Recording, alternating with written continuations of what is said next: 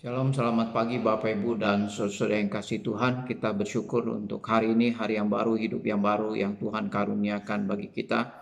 Hari ini hari Sabtu tanggal 3 April 2021. Kemarin kita baru merayakan, memperingati kematian Tuhan Yesus Kristus, Jumat Agung. Betapa besar pengorbanan dan kasih Tuhan bagi kita orang-orang yang berdosa. Dan besok kita akan merayakan Paskah, yaitu hari kebangkitan Tuhan Yesus Kristus yang menyatakan kemenangannya atas maut, bahwa maut dan kematian tidak berkuasa untuk menahan Yesus Kristus. Kebangkitan Tuhan Yesus menyatakan kemenangannya atas kuasa maut dan kematian. Kita bersyukur karena kita memiliki Tuhan yang hidup, yang bangkit dari antara orang mati. Bapak, Ibu, dan saudara yang kasih Tuhan, pada hari ini kita akan bersama-sama merenungkan satu bagian firman Tuhan dari Injil Matius pasal yang ke-17 ayat 1 sampai ayat yang ke-13 yang berbicara tentang Yesus dimuliakan di atas gunung. Setelah 6 hari Tuhan Yesus berbicara secara pribadi dengan murid-muridnya tentang apa yang akan dia alami, tentang kematian dan kebangkitannya, dan juga tentang siapa sebenarnya dirinya, di mana murid-murid yang diwakili oleh Petrus menyebut dia adalah Mesias, anak Allah yang hidup. Dan Yesus mengaminkan apa yang dikatakan oleh Tuhan Yesus Kristus itu. Nah, kemudian 6 hari kemudian Yesus Kristus mengizinkan 3 orang muridnya, yaitu Petrus, Yohanes, dan Yakobus untuk menyaksikan kemuliaan Tuhan.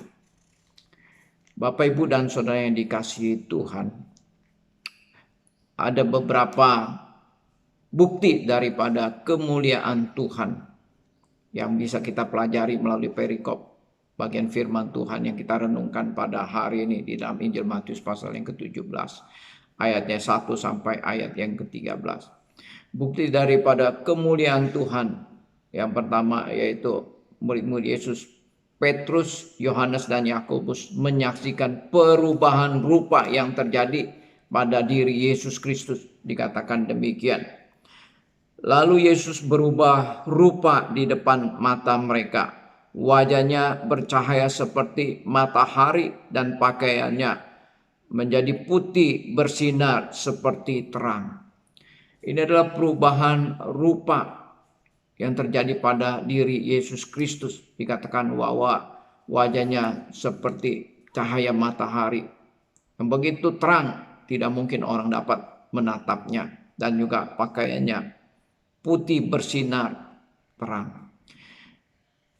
Perubahan rupa Yesus Kristus ini adalah menyatakan kemuliaan yang dia miliki sebelumnya sebagai Allah, dan itu disaksikan oleh ketiga muridnya. Jadi Petrus, Yohanes, dan Yakobus menjadi saksi mata tentang kemuliaan Yesus Kristus. Dan ini juga adalah untuk menggenapi apa yang dikatakan oleh Tuhan Yesus sebelumnya kepada murid-muridnya, bahwa di antara yang hadir di sini ada yang tidak akan mati sebelum mereka melihat Yesus Kristus datang sebagai raja dalam kerajaannya.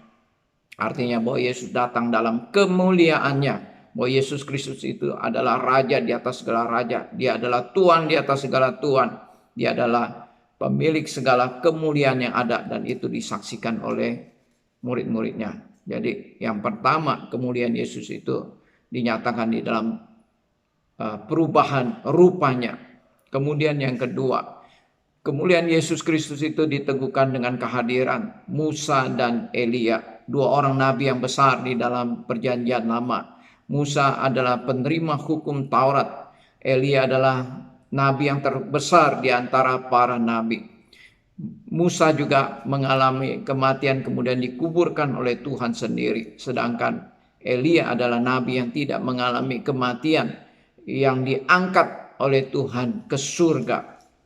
Dan murid-murid mendengar apa yang dipercakapkan oleh Tuhan Yesus dengan Musa dan Elia yang dicatat di dalam Injil Lukas, bahwa yang dibicarakan oleh Tuhan Yesus dengan Musa dan Elia adalah tentang tujuannya ke Yerusalem bahwa apa yang akan dia alami, dia akan mengalami penderitaan, kematian, dan kebangkitan untuk memperteguh apa yang akan terjadi pada diri Yesus Kristus, bahwa dia sungguh-sungguh akan mengalami penderitaan dan kematian, tetapi juga Yesus Kristus akan mengalami kebangkitan pada hari yang ketiga. Dan ini kebangkitan Yesus Kristus juga disampaikan kepada murid-muridnya berulang-ulang, bahwa dia akan mengalami kematian dan juga dia akan mengalami kebangkitan dari antara orang mati, untuk memperteguh bahwa Yesus Kristus adalah sungguh-sungguh Mesias yang menderita, yang mati dan bangkit dari antara orang mati. Ini juga sekaligus untuk membetulkan konsep Mesias yang salah daripada murid-muridnya, di mana pada saat itu murid-murid masih beranggapan bahwa Mesias pada diri Yesus Kristus adalah Mesias yang akan datang sebagai Raja yang besar, yang akan mengalahkan bangsa-bangsa yang sedang menjajah mereka.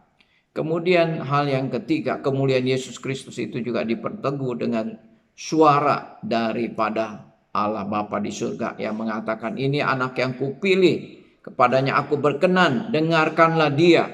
Ini adalah perkataan yang sama seperti waktu Tuhan Yesus menerima baptisan oleh Yohanes Pembaptis. Ada suara dari surga yang mengatakan, inilah anak yang kukasih, kepadanya aku berkenan, dengarkanlah dia. Jadi kemuliaan Yesus Kristus itu juga diperteguh dengan suara dari surga. Sama seperti pada waktu Yesus memulai pelayanannya. Inilah anak yang kukasihi, kepadanya aku berkenan, dengarkanlah dia. Sebelum Yesus mengakhiri pelayanannya, suara yang sama yang mengatakan, inilah anak yang kukasihi, yang kupilih, dengarkanlah dia. Suara daripada Allah mengkonfirmasi bahwa Yesus Kristus itu adalah Mesias. Dengarkanlah dia. Yesus Kristus yang akan mengalami kematian dan kebangkitan. Dia adalah Mesias yang sesungguhnya yang dinanti-nantikan oleh umat Tuhan. Dengarkanlah dia. Kiranya Tuhan memberkati kita semua. Mari kita berdoa. Bapa di surga, kami bersyukur untuk firman-Mu yang boleh kami baca dan kami renungkan pada pagi hari ini. Kami bersyukur bahwa kami memiliki Tuhan. Dia adalah Mesias yang menderita, yang mati, dan juga yang bangkit. Kami kemarin baru memperingati hari kematian Tuhan Yesus Kristus sebagai juru selamat bagi kami orang-orang yang berdosa. Kami juga akan merayakan kebangkitan Tuhan Yesus besok.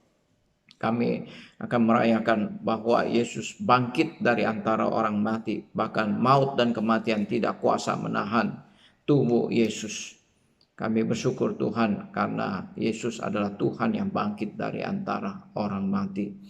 Terima kasih Bapa di surga, pimpin kehidupan kami pada hari ini, segala aktivitas kegiatan yang kami lakukan, sanak keluarga kami, segala pelayanan kami, pekerjaan kami serahkan semuanya ke dalam tangan kuasa-Mu. Tuhan jaga lindungi kami, tutup bungkus kami dengan kuasa darah-Mu. Terima kasih Bapa di surga, dalam nama Tuhan Yesus kami berdoa. Amin. Bapak, Ibu, dan Saudara yang kasih Tuhan, marilah kita siapkan hati kita untuk merayakan Paskah, merayakan kebangkitan Tuhan Yesus besok di dalam ibadah kita. Selamat beraktivitas, Tuhan memberkati kita semua. Amin.